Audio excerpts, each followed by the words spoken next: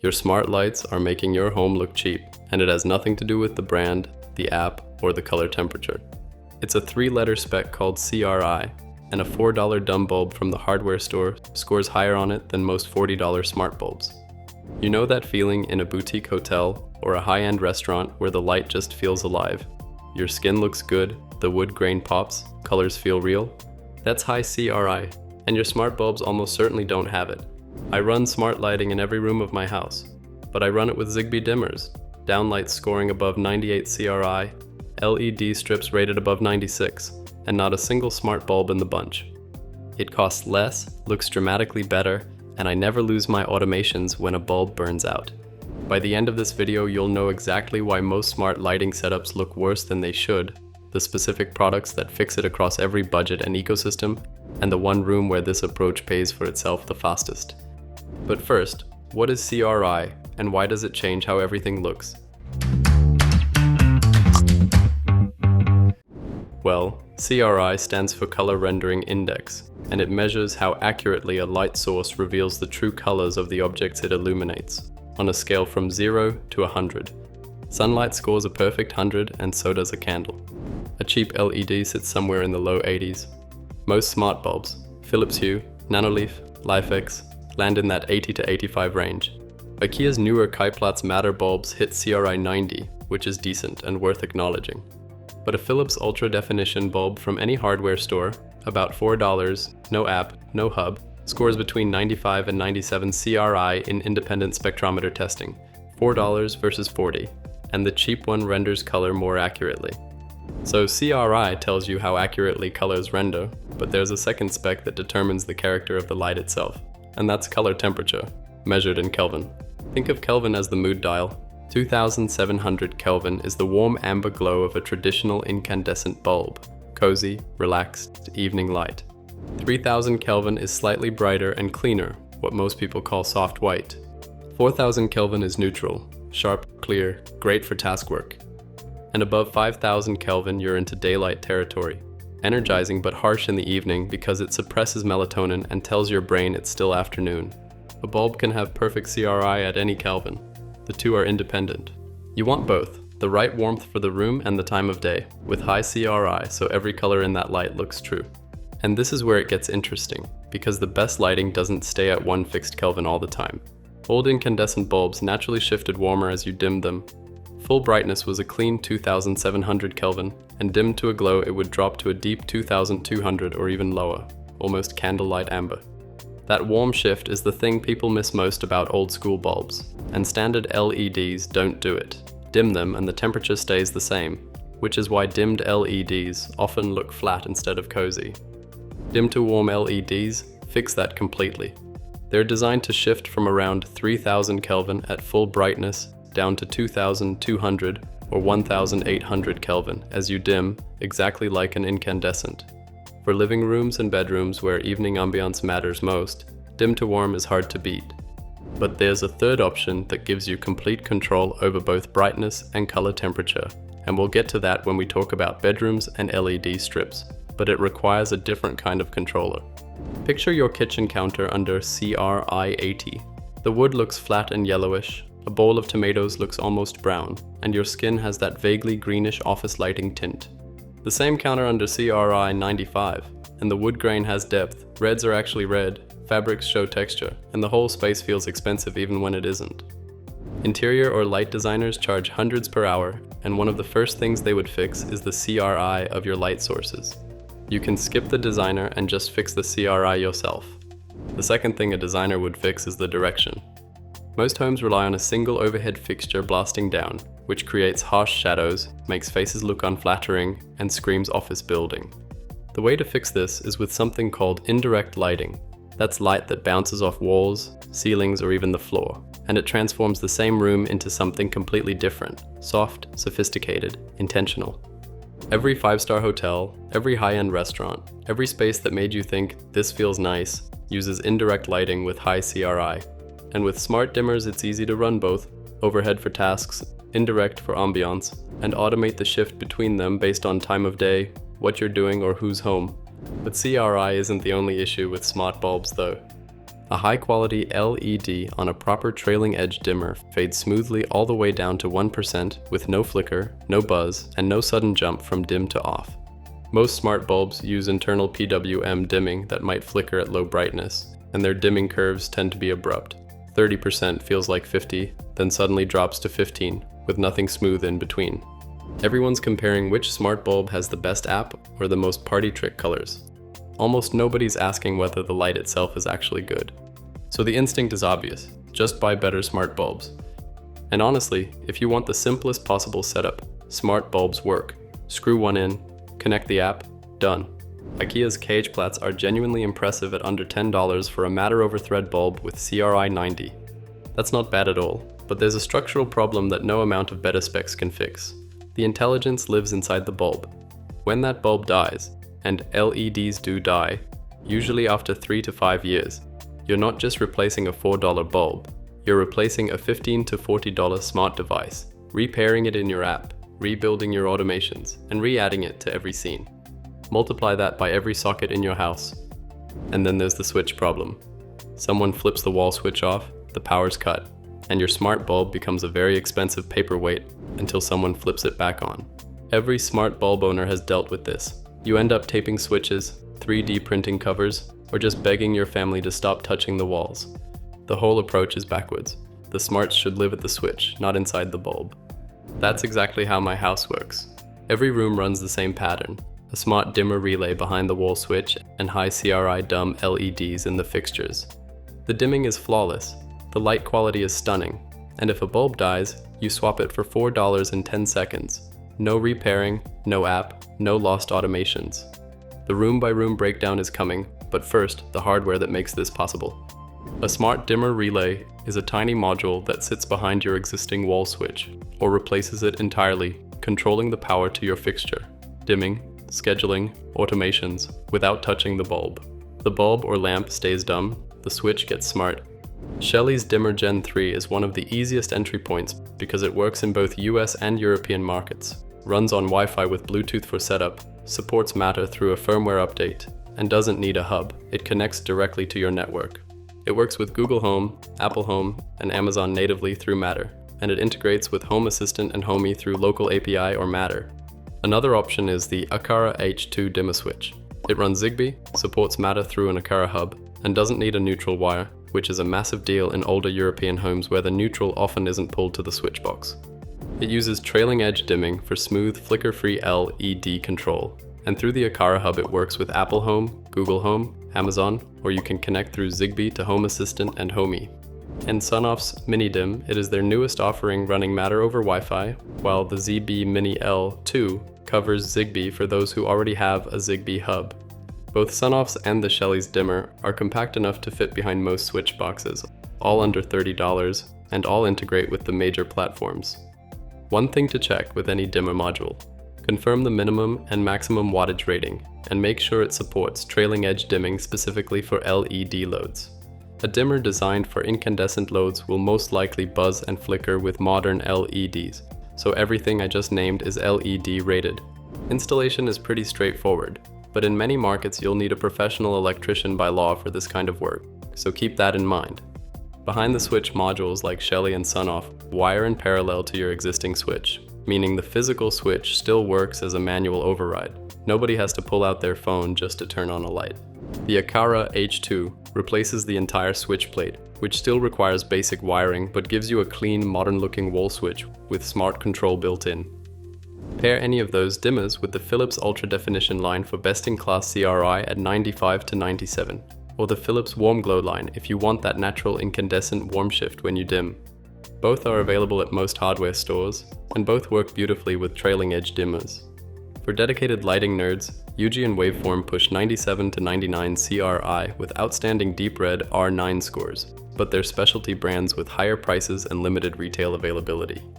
For most setups, the Philips lines are the sweet spot of price, quality, and availability. Ultra definition for tasks, warm glow for ambiance.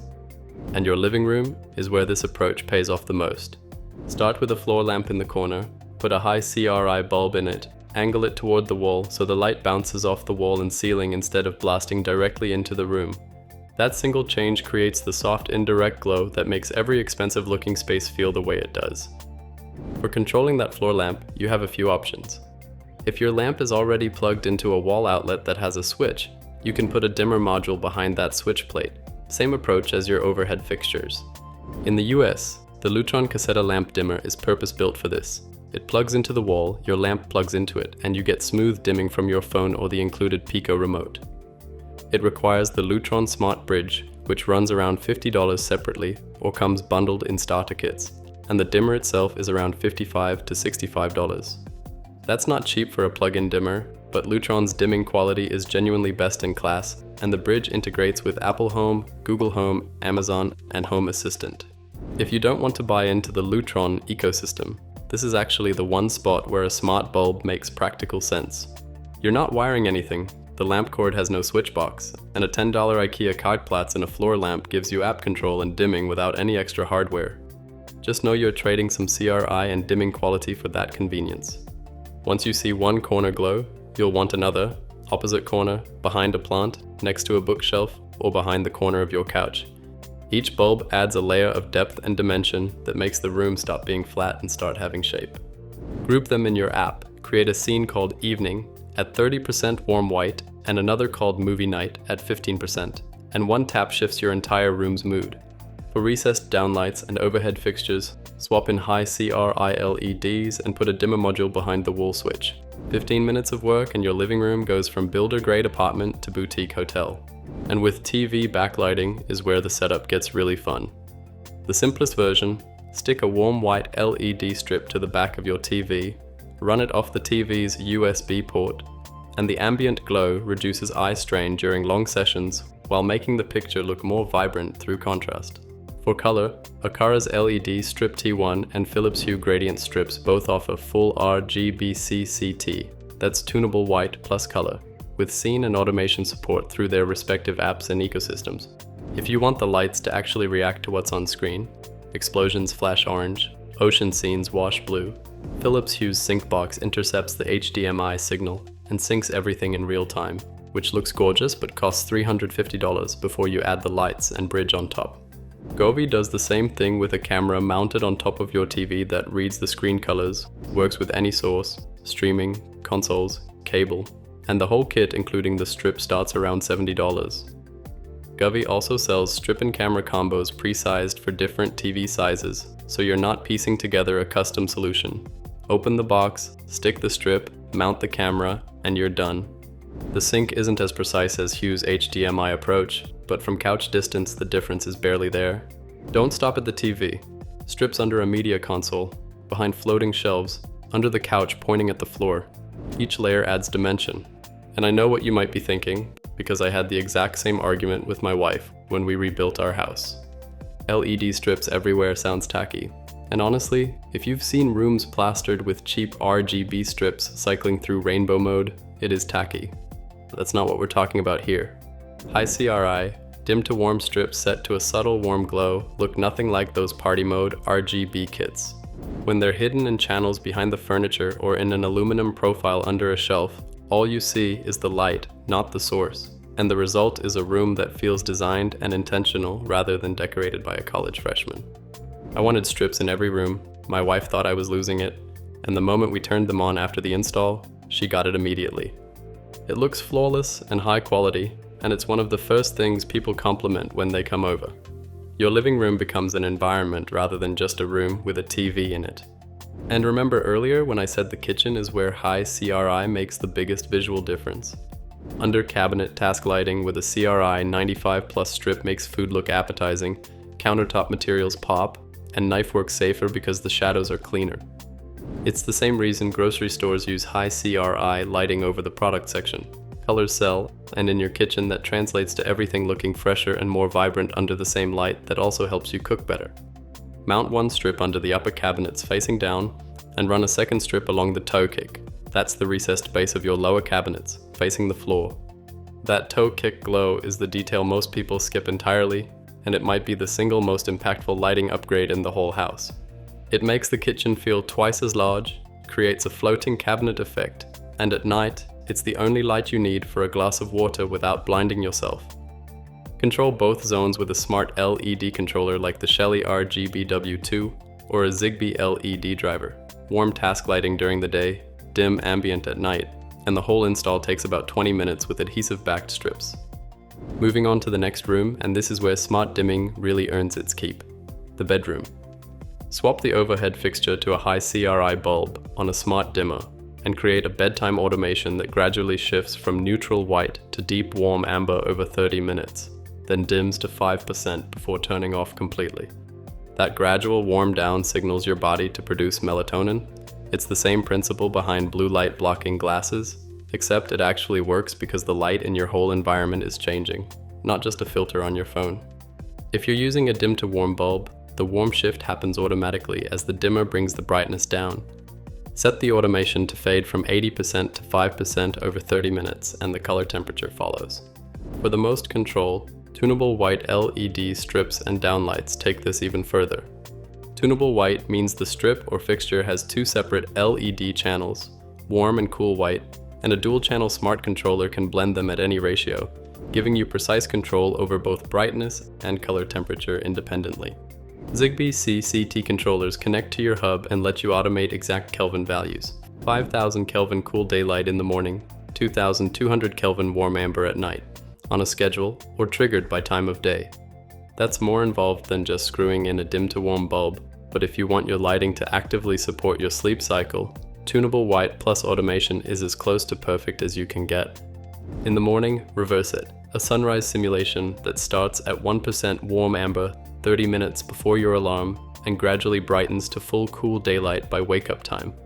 Your body responds to the light before the alarm goes off, so you wake up more naturally instead of getting shocked awake in pitch darkness. Dedicated sunrise alarm clocks sell for $200 to $300. A $4 bulb and a smart dimmer can do the same thing. Add a strip under the bed frame pointing down at 15% warm white for that floating bed effect, and pair it with a motion sensor so it activates when your feet hit the floor. No fumbling, no blinding overhead light, just a soft glow exactly when you need it. That motion sensor under the bed is a small thing, but it's the moment where your lighting goes from something you control to something that just works.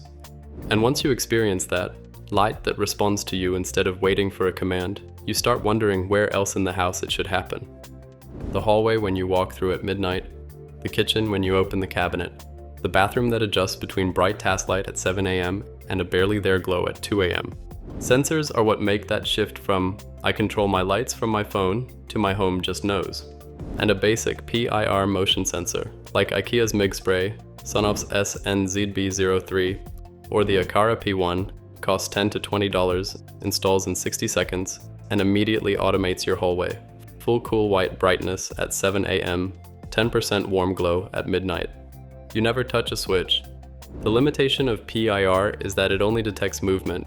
Sit still on the couch for 5 minutes and the lights go off because the sensor thinks the room is empty. Presence sensors solve that completely. Aqara's FP2 uses mmWave radar to detect whether someone is actually in the room even if they're sitting perfectly still, and it can track multiple zones, so the light near your desk stays on while you read for 20 minutes straight. Door sensor on a wardrobe triggers the strip inside when you open it and kills it when you close it. Temperature sensor in the bedroom ties into a smart plug running a fan. Water leak sensor under the kitchen sink sends an instant alert before a slow drip turns into a $1,000 repair. The logic behind all of it is a simple if this, then that rule in your hub's app. If motion detected and time is after sunset, then hallway light at 10% warm white. No coding, no programming background, just tap the options and save. The same motion sensor shifts behavior by time of day. Crisp brightness for the morning, barely there ambient after dark, and your kitchen strips can go from task lighting while you cook to toe kick glow after dinner. Every automation runs from the same hub managing your dimmers, so there's nothing extra to configure. We're releasing a full sensor guide soon, covering every sensor type, the best picks across ecosystems, and the exact automation blueprints. That link will be in the description as soon as it's live. Okay, so all of these dimmers, strips, and sensors need a brain to coordinate them. Shelly's or Sonoff's Wi-Fi devices skip the hub entirely. They run Wi-Fi Direct with Matter support, which is the easiest starting point, but it gets limited once you want complex cross-device automations. IKEA's Dirigera and the Philips Hue Bridge are both a bit of walled gardens. great with their own products and they bridge into other ecosystems through Matter, but their native Zigbee pairing is locked to their own devices, so you can't pair a third-party Zigbee dimmer to either one. The Aqara M3 opens things up a bit. It runs Zigbee 3.0 and supports a growing list of third-party Zigbee devices beyond Aqara's own lineup. Community reports confirm Sonoff's SNZB sensors and some IKEA Zigbee devices pair successfully, though compatibility isn't universal, and you'll want to check Aqara's supported device list or community forums before assuming a specific device will work. It simultaneously acts as a thread border router and bridges Aqara devices into Apple Home, Google Home, and Amazon through Matter. It runs around $70, all automations execute locally with no cloud dependency, and if your internet goes down, your lights still respond to sensors and schedules like nothing happened. For the dimmer plus dumb bulb approach, the M3 is one of the most versatile mainstream hubs you can buy. Just don't expect the fully open Zigbee experience you'd get with Home Assistant. For power users, Home Assistant ties everything together, regardless of brand or protocol. It's open source, fully local, and endlessly customizable. Homey Pro takes a similar universal hub approach, but wraps it in a much more polished interface with native support for Zigbee, Z-Wave, Wi-Fi, Thread, and Matter out of the box. No dongles, no add-ons, but a bit more expensive. Every hub I just mentioned works with Google Home, Apple Home, and Amazon for voice control. The ecosystem differences are in how deep the automations go and how many protocols they support natively. Okay, so here's your weekend project. Phase 1. Pick one room, grab a smart dimmer module, Shelly or Sonoff for hubless Wi-Fi, Aqara or Sonoff for Zigbee, and 2 high-CRI bulbs. Install the dimmer, screw in the bulbs, connect to the app, about $50 in 30 minutes. Compare that to the same room with smart bulbs, 2 Philips Hue, plus a bridge runs close to $120 with objectively worse light quality. The relay approach costs less upfront and dramatically less over time, because replacement bulbs are $4 instead of $40. Spend that evening experimenting. Try different brightness levels, different color temperatures, and find what makes the space feel like yours. You'll be surprised how much better 30% feels compared to 100. Phase 2. LED strips under the kitchen cabinets, behind the TV, under the bed frame, 15 minutes each, adhesive-backed strips on clean surfaces. Phase 3. Your first sensor. Motion sensor in the hallway. One automation that triggers the light at 30% warm white after sunset and turns it off after 2 minutes of no motion. Walk through the hallway, watch the light respond, and that moment when your home reacts without being asked is when it clicks. Smart lighting in 2026 isn't about buying expensive smart bulbs and hoping the app cooperates. Put the intelligence at the switch and let the light itself be as good as it can possibly be. A $4 high-CRI bulb on a smart dimmer will make your home look better than a $40 smart bulb ever could.